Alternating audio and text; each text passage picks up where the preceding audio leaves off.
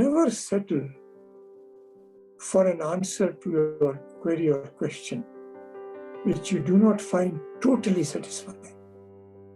Keep at it. Never take shortcuts. Arvind Sharma joins me to discuss his living legacy. Truly one of the greatest, undoubtedly, thinkers of our times. Welcome, Professor Arvind Sharma. I'm so delighted to have you on the show. Thank you, Yannick. To start with, walk us through a little bit about your childhood and who you grew up in India and why you ultimately decided to pursue further university studies in the United States. So I was born in the city of Benares, which is now called Varanasi in North India. But I had my early education in Delhi. And after that, I became a civil servant for 6 years in the state of Gujarat in India. And then, after that interval, I resumed my academic career. I came to the United States and was working towards a Ph.D. in economics at Syracuse University when my interest began to shift. I was doing a Ph.D. in economics, but in doing that, in the course of doing that, I became interested in the role of non-economic factors in economic development, especially in the context of a country like India. And while exploring the role of non-economic factors, I became particularly interested in the role of religion in economic development. And so, to equip myself for working on that theme, I decided to do a degree in theology. So I obtained a master's in theological studies from the Harvard Divinity School, but then my interest shifted further into religion itself and to religion and human life. So it broadened out, and I finally ended up taking a PhD from Harvard University from the Department of Sanskrit and Indian Studies. I specialized in Hinduism, and I wrote my doctoral work on a commentary on the Bhagavad Gita, the popular Indian text, by Abhinav Gupta. He is a 10th century commentator on that text from Kashmir.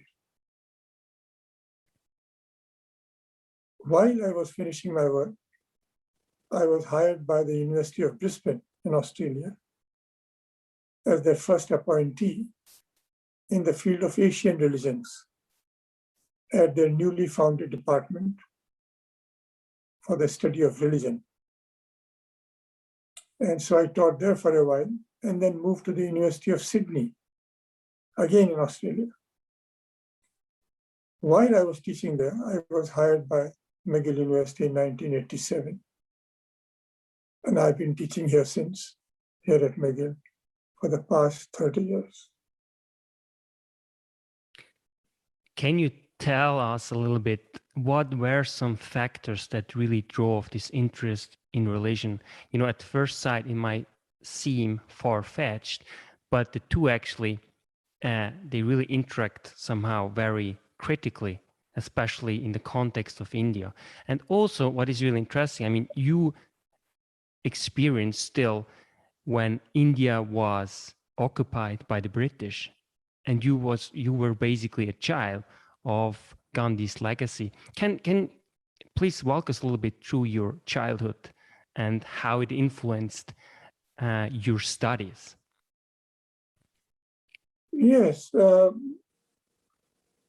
I think my childhood, as probably in the case of most people, had a profound influence on my later growth. I still remember the day on which India became independent. I was a 7-year-old child, and I just walked into the veranda and I saw buntings being put up and festoons being used to decorate the environment. So I asked my mother, what's going on? So she said, the British are leaving. So I said, when did they come? So she said about 200 years ago. So what were they doing here? So they were ruling over us. I still remember my sense, actually I should say anger.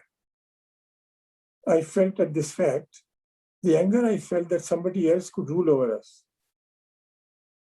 I still remember that. Totally spontaneous reaction to the situation. And then, of course, as I grew up, I realized that India is very poor. So that was one of the reasons for my interest in economics, because economics was the science which dealt with these things. And then, of course, I have recounted the rest of my journey. Yes. The rest of my trajectory already.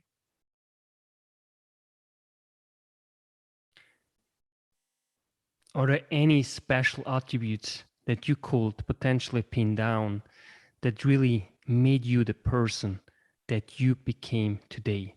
And really here I asking really the brilliant, outstanding scholar that you are, but also really the human being. And my guess is the two, we can't really separate the two. No, I think a very important factor in my future development was the impression I formed that the information about my religion and my culture and my country, which I encountered in reading accounts about it, especially in the English language, seemed to me to be unrepresentative of the country, the religion, and the culture as I knew it. So this has been an important factor in my involvement.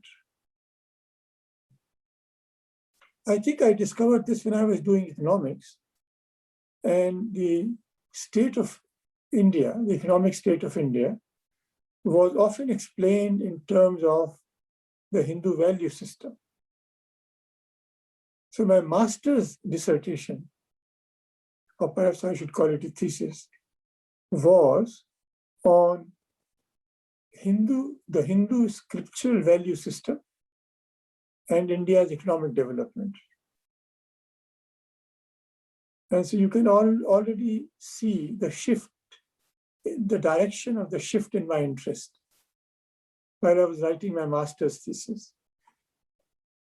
When finally I came to the doctoral work,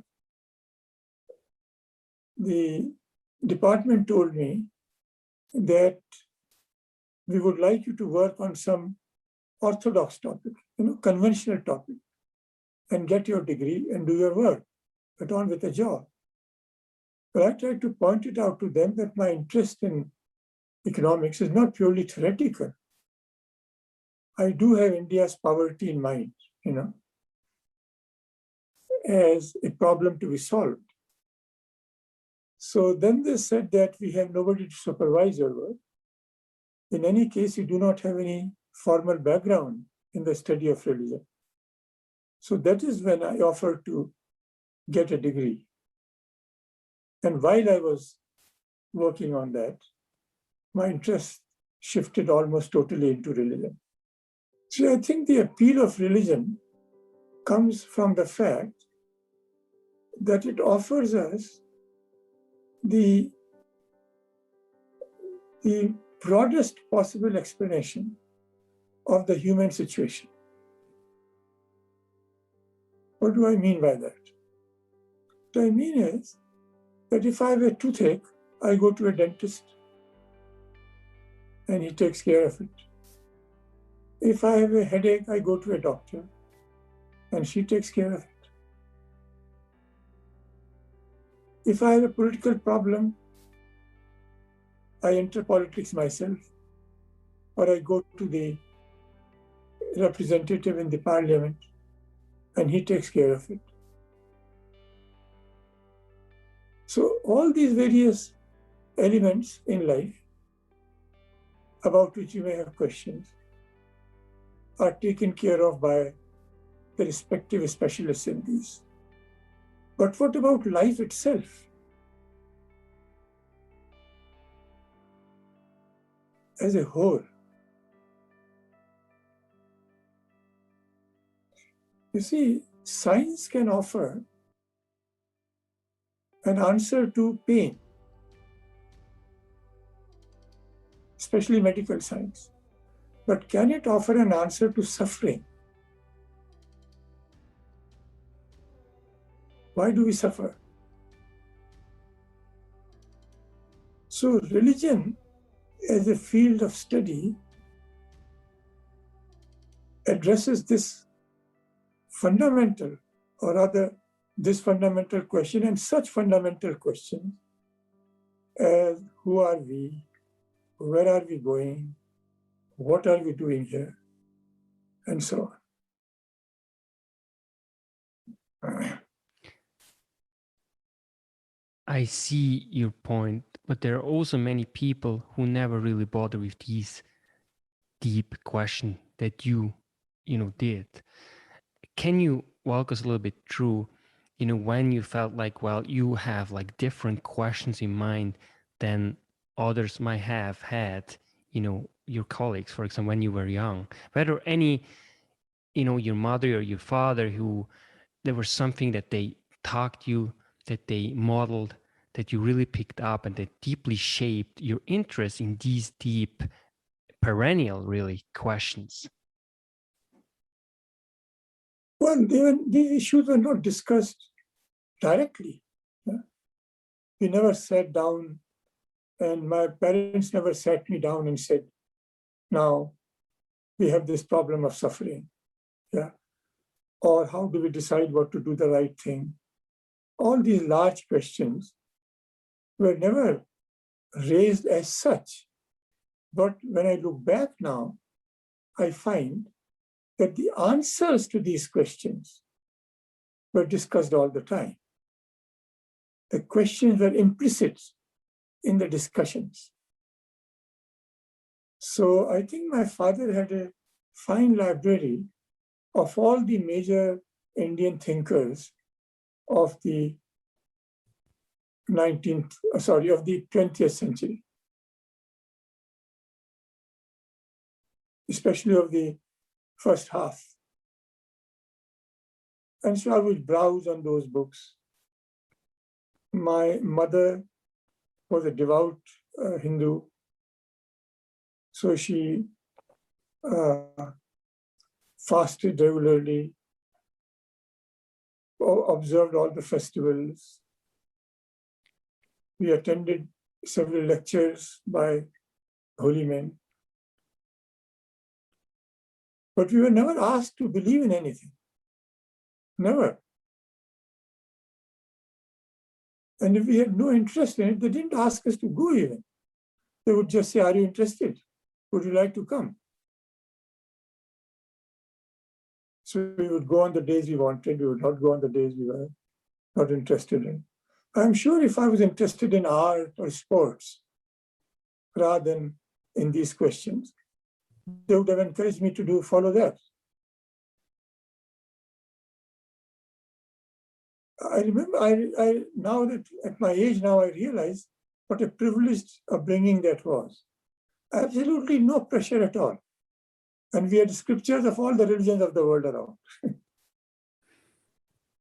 in the house.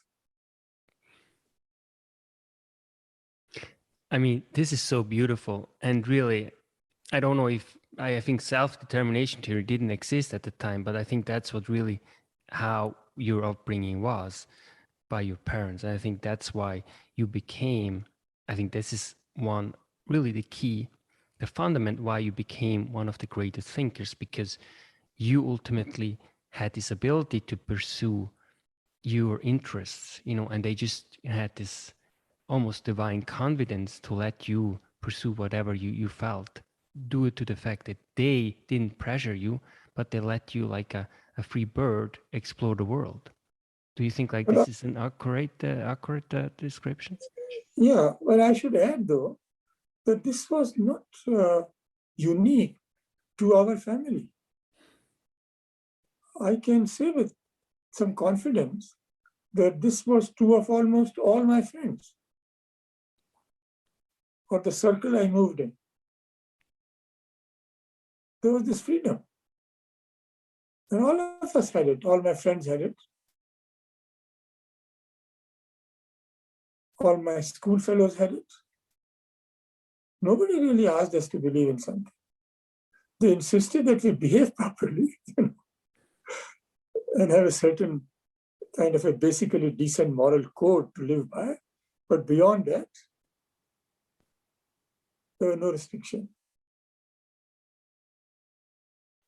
So this really, it's really a privilege, as you just pointed out beforehand, how your upbringing was. And I think you must be so indebted to your parents, the way they brought you up. It's fantastic. How do you, I assume that they are now your late parents.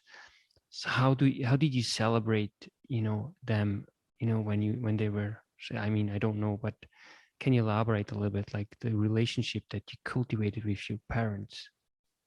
Well, in my later life, I had to move away from my family because they had very traditional notions of about what job I should follow and the kind of life I should lead.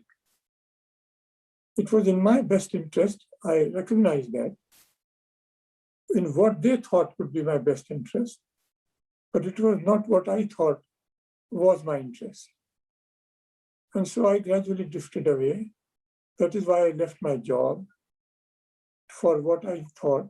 Job was fine, but I wanted to spend the rest of my life in a vocation which excited me more.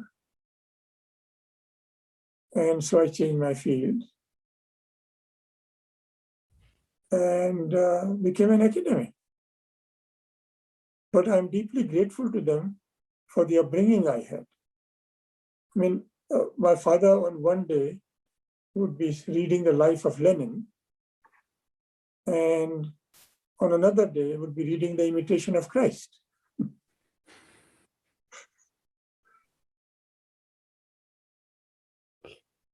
And because of that, we would become aware of those books and their content and would have some discussion about those things. So how did they react when you decided to go to the US and to pursue your passions, really your vocation and really your purpose, in my view? And correct me if I'm wrong, but that, to me, that is your purpose on this earth, is to educate, because in a few 2000 years we will talk about yourself the same as we talk, in a Western sense, about Socrates and Plato and Aristotle. I mean, that's a fact. Well, Yannick, I'm a bit embarrassed at the fact that you are putting me, you are bracketing me with Plato and Socrates and people like that. I'm just a student of comparative religion, and I have absolutely no idea what influence I will have, if any, in the future, or any influence I have, if any, in the present. But I have to admit that I do relish reading and sharing the thoughts of these great thinkers. of various systems of philosophy and various religious traditions and so on. Just quickly touch on that, because this is typically, always the greatest intellectual. They always talk this, because it seems like reading Socrates, where he really states, the more I know, the more basically I don't know. In other words, the more question, opens up too. So there's always this paradox. Well, we learn more, but we see this in physics, we see this in all the fields of studies, right? So how do you deal with that, in being such a deep thinker, and you know more and more? And do you also almost feel like you stand in front of an ocean and there is always it's just opening more and more up? And how does it make you feel? Yeah, that's a very good question. It's an excellent question. I hope my answer has some merit in it. Well, see, one of the great discoveries which one makes as one becomes an academic is that knowledge has no frontier.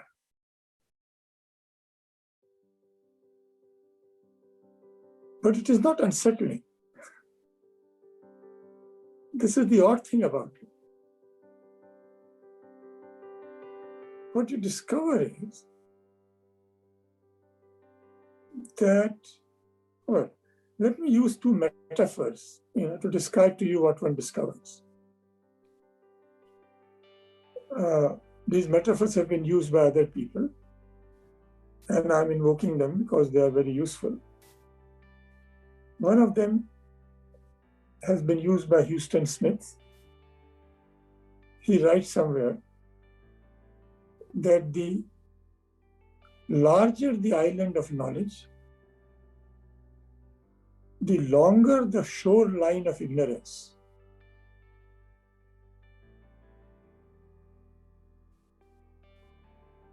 The more we know, the more we come in contact with areas we don't know about. So I think it's a very graphic metaphor, an island of knowledge. As it expands, the area over which it is in touch with the ocean goes on increasing. The other metaphor is used by C.E.M. Joad, a British thinker. And he says, if you light a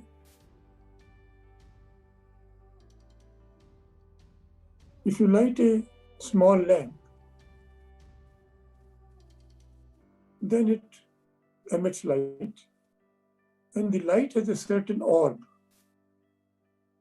Because it's a small light, it has a small orb.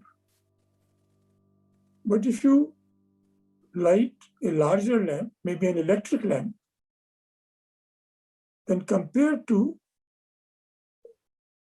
the earthenware lamp you had earlier, the orb of light is greater, right? So you think you have more light. Yes, you have more light. But at the same time, the number of points at which that light is in touch with darkness also increases.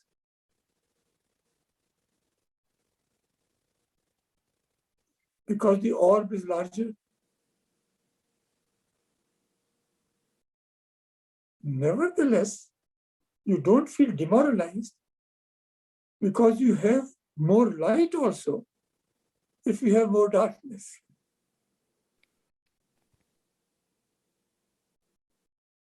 So the question is, how do you face this situation? Now, this is a very exciting situation. This is not demoralizing.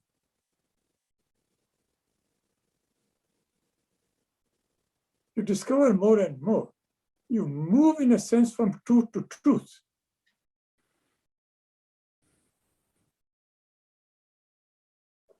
Now, of course, there are three ways of describing the situation. You can say that you move from truth to truth, some light to more light, to even more light. Or you can say you move from darkness to darkness, from a smaller circle of darkness surrounding the light to a larger circle of darkness surrounding the light. Or you can say you move from falsehood to truth to the extent that you might judge your previous knowledge inadequate. So there's a different ways of describing the same phenomenon. But the overall phenomena is positive, or rather are positive.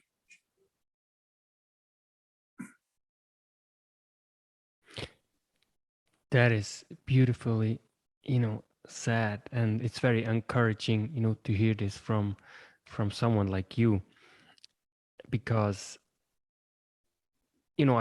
I can't really imagine, or I can't really think of you not being academic, obviously that you are. Can you tell me a little bit about your life and how academics intersects with your life as a your scholar and your human being? And is there any separation?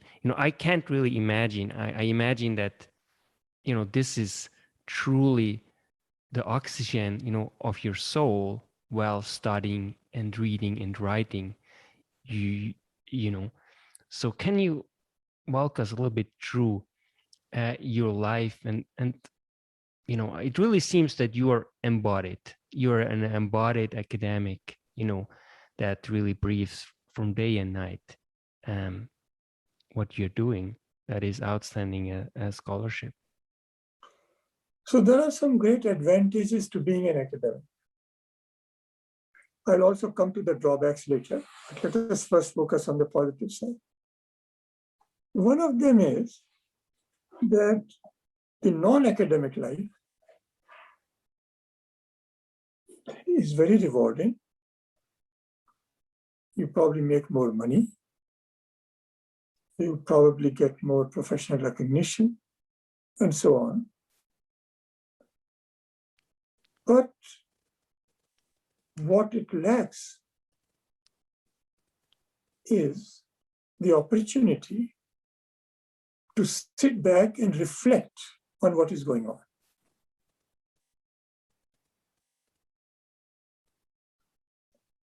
This is also true of marriage. While you are in a marriage, you have very little time to reflect on marriage itself, the phenomenon of marriage. Similarly, if you lead a busy life, you have very little time to reflect on the phenomenon of life itself as it is being led. Now, I think society pays us academics for having the time to reflect on these things.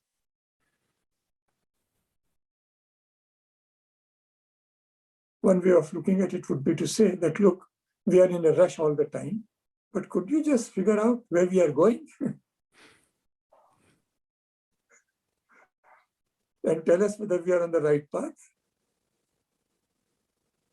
You can't do this while traveling with us, because that is so time consuming and energy absorbing. Therefore, we are allowing you the time and the energy by giving you a job in which you don't have to do the kind of things we do. You have the time to reflect and tell us where we are headed. So this is one luxury the academics enjoy. Or you might even call it a privilege. Now, what this allows one to do is to reflect on something from different points of view. So that just look at religion. You can look at religion from a historical point of view.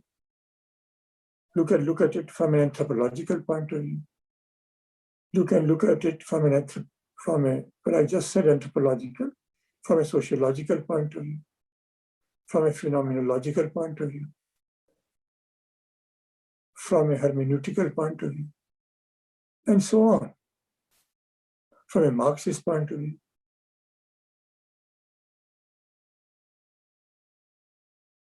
So you can look at the phenomenon from these various angles.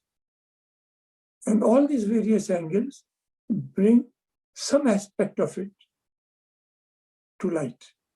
They throw some new light, and they also highlight certain aspects. Now comes the difficult part. Because society also expects us then to offer some guideline on the basis of this. So that is why we write our books and papers. It may give us this privilege of being in the academia for simple matters like how can we make something better? How can we cure a disease? Or what is the meaning of life? But I think the common dimension of the academia is that you can sit back and look at what is being done or what is happening and analyze it. And analyze it in a way which improves human well-being, or what we love to call human flourishing. Now here comes the drawback of the academic life. Because you have so many perspectives from which you can look at something, and you see the merit of all of these, you may have a very difficult time making up your mind as to what is the best way or even the right way to go.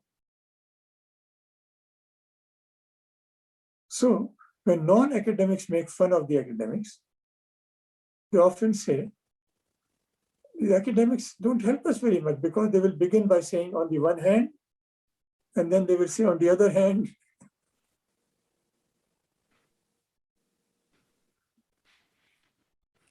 And so you don't know which hand to shake.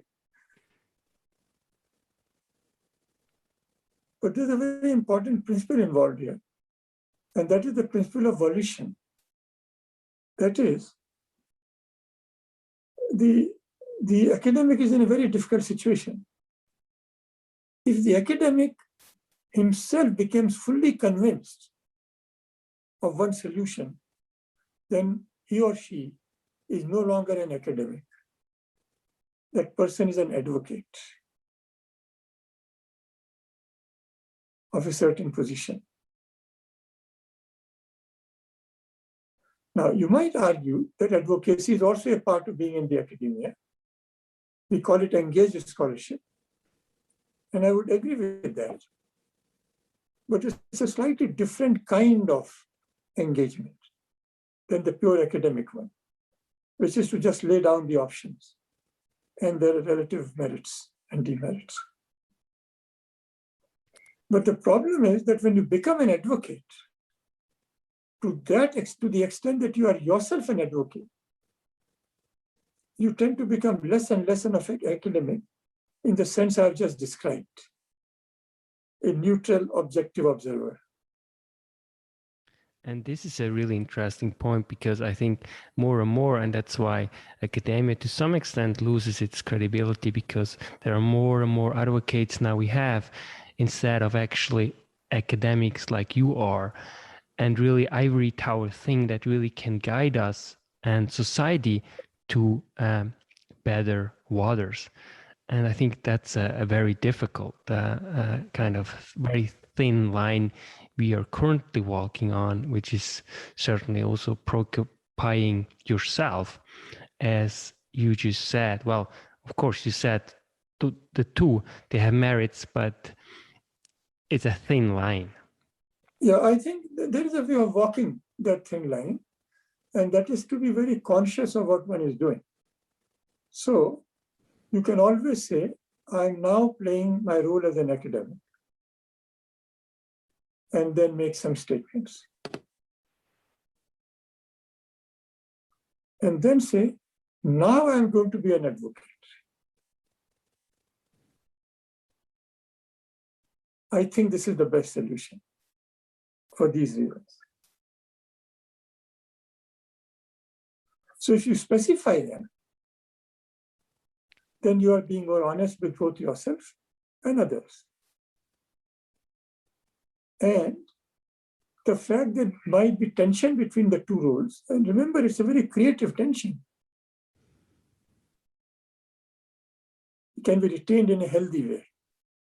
To give you an example from my own field of study, I may go into a holy place, like into a church, and I may go there as an academic. But I may also go and get married in the same church. Right? But so long as I can keep these two roles clear and distinct, if connected. So it's possible, I think, to walk that line. And you might also make a larger judgment that at the moment the society is in a state in which I can play my role as an academic to the hilt, because that is what will benefit society most. And in some situations, you might come to the conclusion that society needs my participation. I am now going to put on the boots of an advocate and spend the rest of my life doing something, because that is what I think will help society more.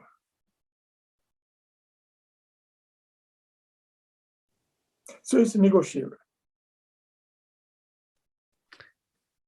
Let's move a little bit on and to you. And I think really what you're talking about, academia and you're academic, I think it's right to say that this is truly your purpose. And when did you figure out that being or becoming an academic is your purpose of your life? You see, the formal way in which I am now talking about the academia and advocacy and things like that came much later in life. In the beginning, it was just the desire to know.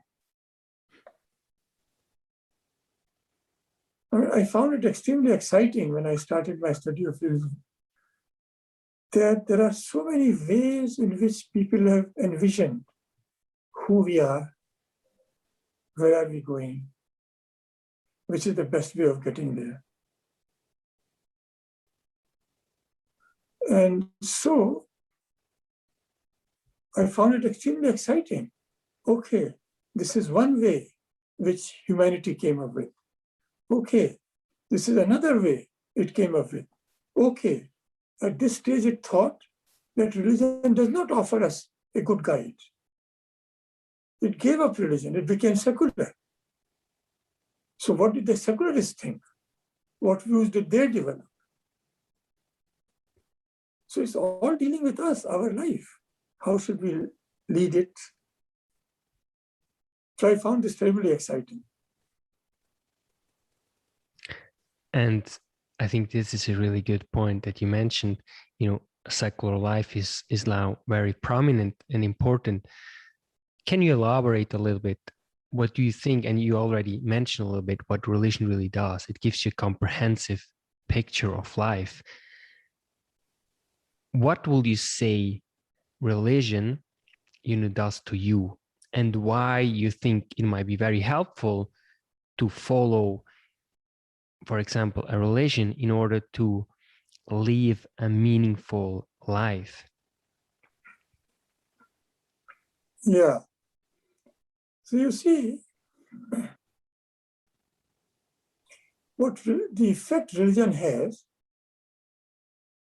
on a person's belief systems, as he comes to know about more and more belief systems and systems of practice also. These two things go together. The effect is often paradoxical. And the paradox is that you become both more appreciative of the tradition you belong to, as well as of the traditions, the new tradition you learn about.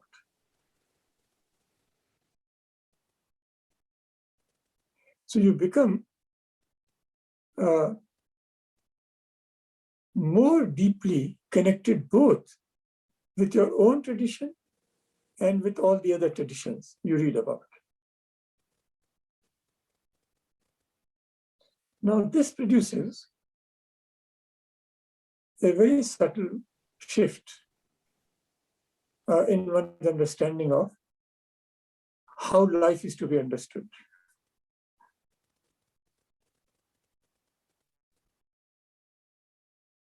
You reach a stage where you ask, okay, I'm a Hindu or a Buddhist or a Jain or a Sikh or a Baha'i or a Jew or a Muslim or a Christian or a Taoist or a Confucian or a follower of Shinto or of indigenous religions.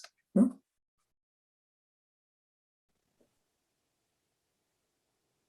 I am somewhere on this spectrum.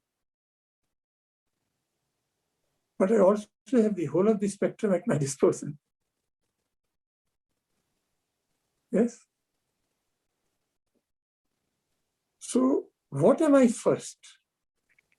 Am I first a Hindu or am I first a human being?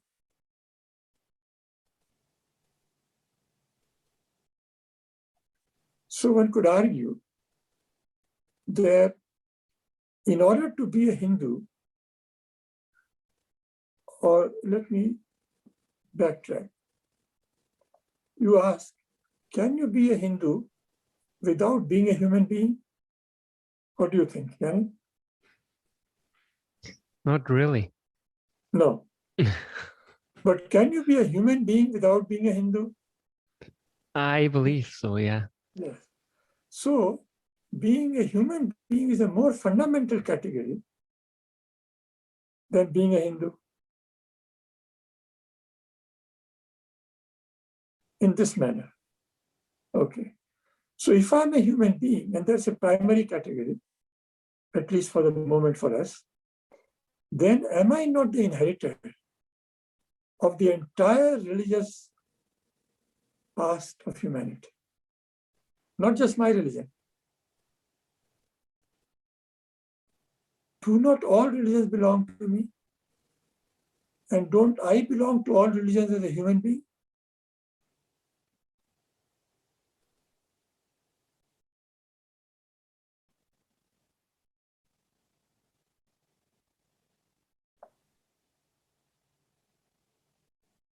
And so you reach some such point,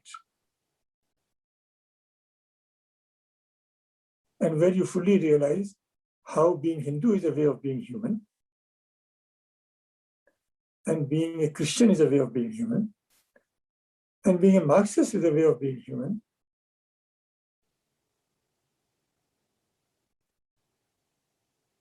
There might also be a human being of being human.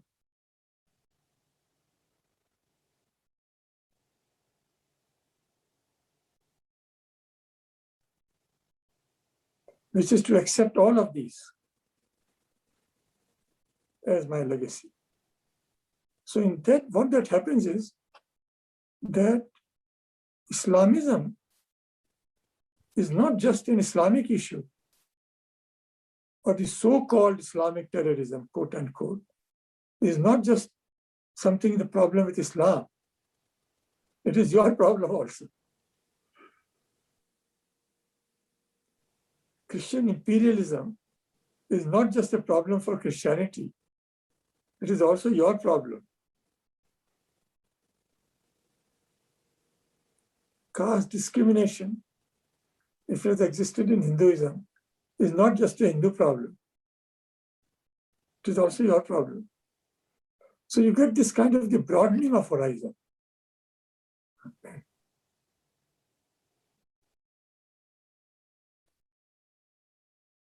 It is not as if you have no place to go. You have many places to go. And you are free to go from place to place.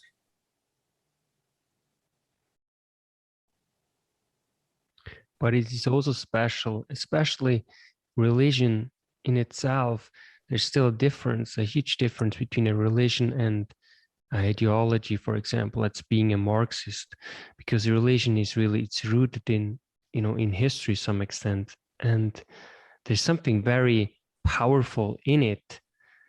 It's like culture. I mean, we can't really separate culture from religion.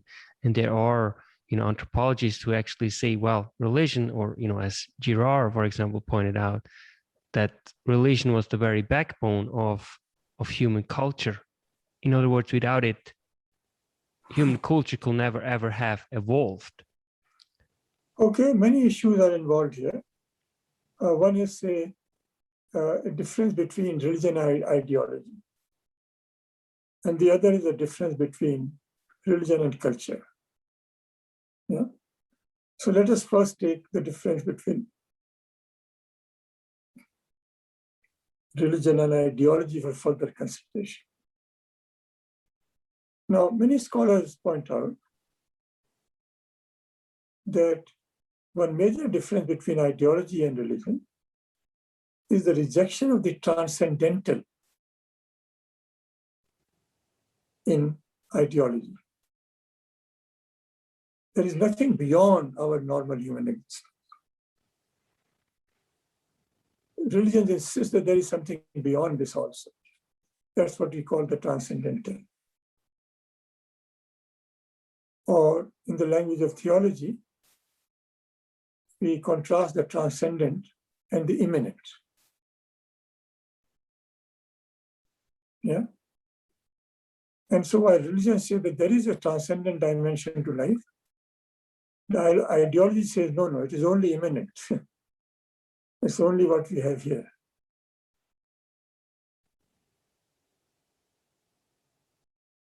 But that could be a valid way of looking at things.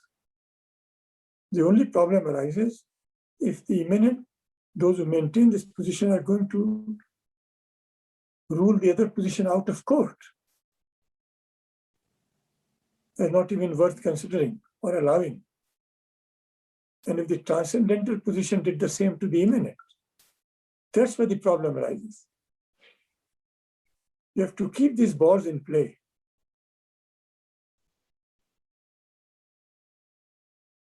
Now, modern civilization has done a good job of that, keeping these in play so far. When we are at a university, we are free to pursue all these options or their combinations. So that's about, and of course, there is the problem of people start using religion as ideologies or ideologies as religions. The relationship between religion and culture is more subtle. You can have a view in which religion is the broader category and culture is subsumed in it. You can have the opposite view that culture is the larger category and religion is subsumed in it.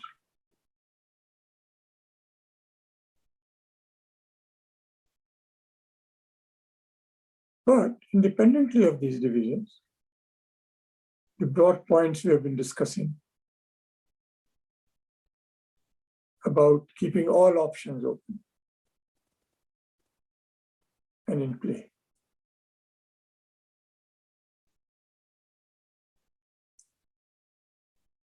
still holds, I think.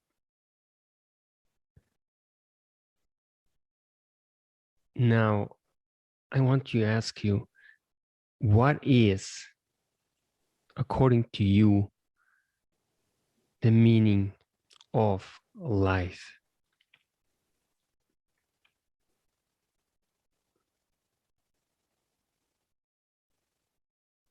Well, at one level, one could say,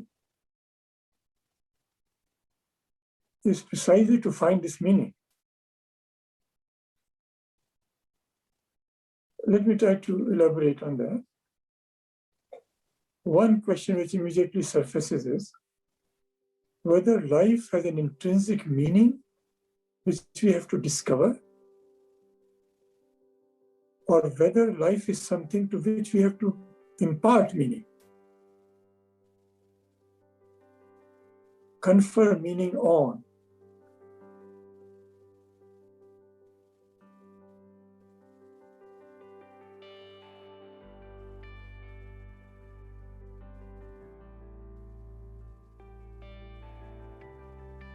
And of course, then you can ask, why should life be meaningful?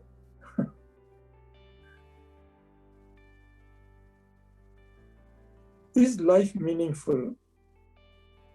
Is a harder question to answer, that is intrinsically meaningful, than the question, should life be meaningful?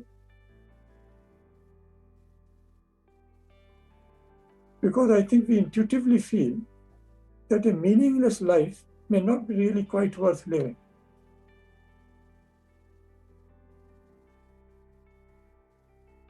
This leads to a very important, or rather, this leads our discussion into a very significant direction.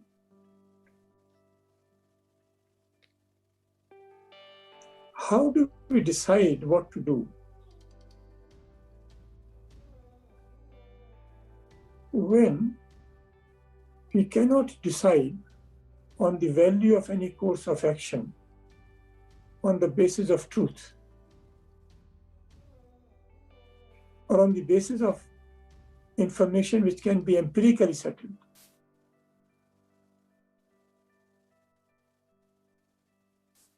We are having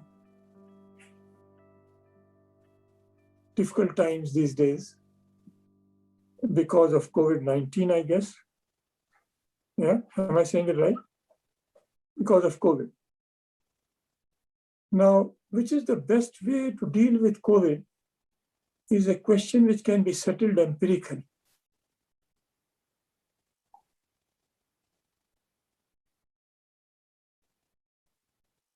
Right?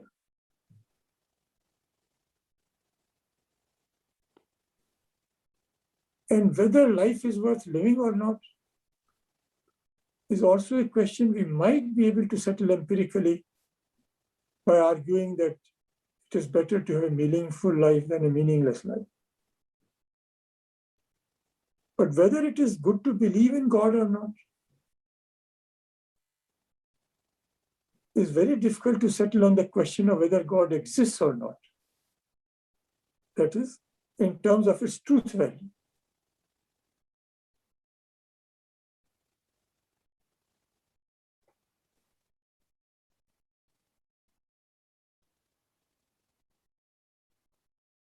And since many of the questions, the larger questions of life, belong to this category, how do we settle them? Or at least deal with them?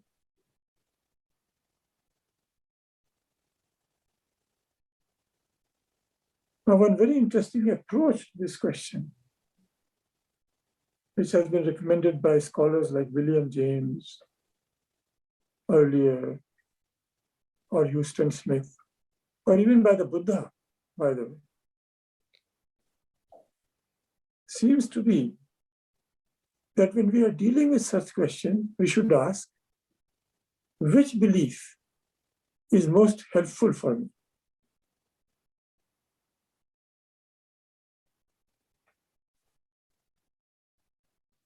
So the Buddha says,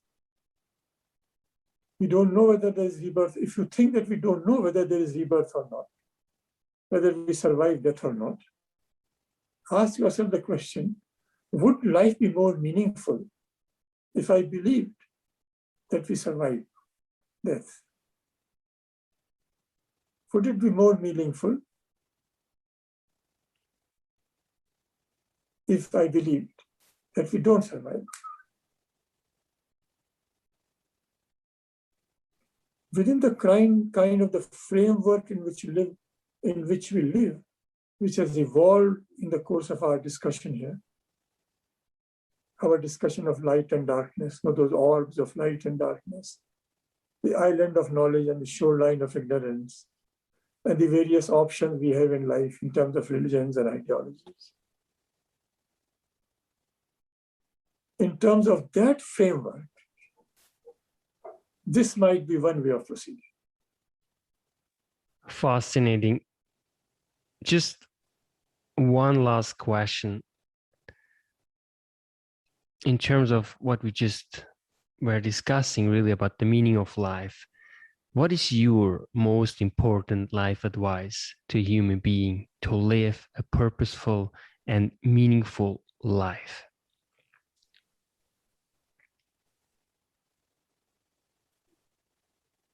One thought which came to mind was to say, don't sell yourself short. The other thought which came was, never give up. Never settle for an answer to your query or question which you do not find totally satisfying.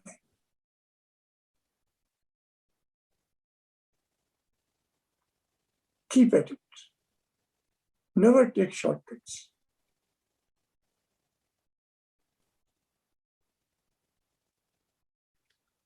That really is so critical. But also the thing is usually that, human beings, they usually, most of the time, even though it doesn't any good for them, but they actually look all the time for shortcuts in life. Why is that? Even though we know that it's not good for us, we still are always looking, or most of us at least, looking for the shortcuts, with then obviously at the detriment, in my view, and I think also according to you, that jeopardizes really having a meaningful and purposeful life. Yeah, I don't know why. A passage from the Upanishads is beginning to flicker in my memory, where the sage advises the man, asking the questions, that there are two courses in life always available to us. That which gives us immediate satisfaction, which he calls prayas, and that which leads to good in the long run, which he calls shreyas. And that we have this choice at every moment in our life.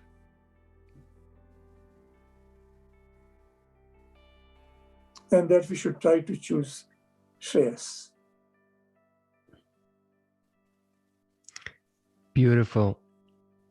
Professor Arvind Sharma, thank you so much for this wonderful conversation.